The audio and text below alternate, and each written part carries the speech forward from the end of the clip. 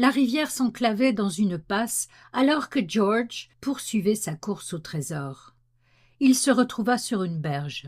La neige couvrait une grande partie du sol, provoquant des interférences sur son détecteur. Il contourna un méandre et aperçut Eagle Creek, au loin. C'était l'un de ses endroits préférés. Une embarcation retournée y reposait à moitié ensevelie dans le limon, à l'emplacement où le ruisseau rejoignait la rivière Kenai. En été, lorsque ce bras était complètement submergé, les èmes s'y accrochaient facilement.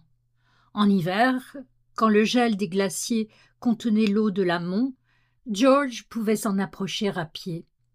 Il avait déjà retiré plusieurs hameçons de la coque une semaine plus tôt, mais il en restait encore beaucoup. Il y eut un mouvement dans les proches buissons. George s'arrêta pour regarder et vit un orignal. Il fut soulagé que ce ne soit pas un ours.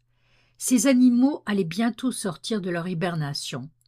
L'élan grignotait les branches d'un saule. Il mesurait environ 2 mètres de haut et son pelage brun foncé le rendait presque invisible parmi les arbres. Il prit une bouchée de brindilles et fixa George tout en ruminant sa nourriture. L'homme le regarda en retour, admirant la bête et se demandant combien de viande il pourrait en tirer. L'orignal remplirait largement l'un de ses grands congélateurs et il pourrait échanger la chair excédentaire avec ses voisins. Il savait que ces animaux étaient territoriaux. Il reviendrait dans cette zone en septembre prochain pour essayer de le retrouver en saison de chasse. George reprit la détection de métaux. Il bougeait lentement, alourdi par son épaisse veste d'hiver et son pantalon isolant. La température était juste en dessous de 0.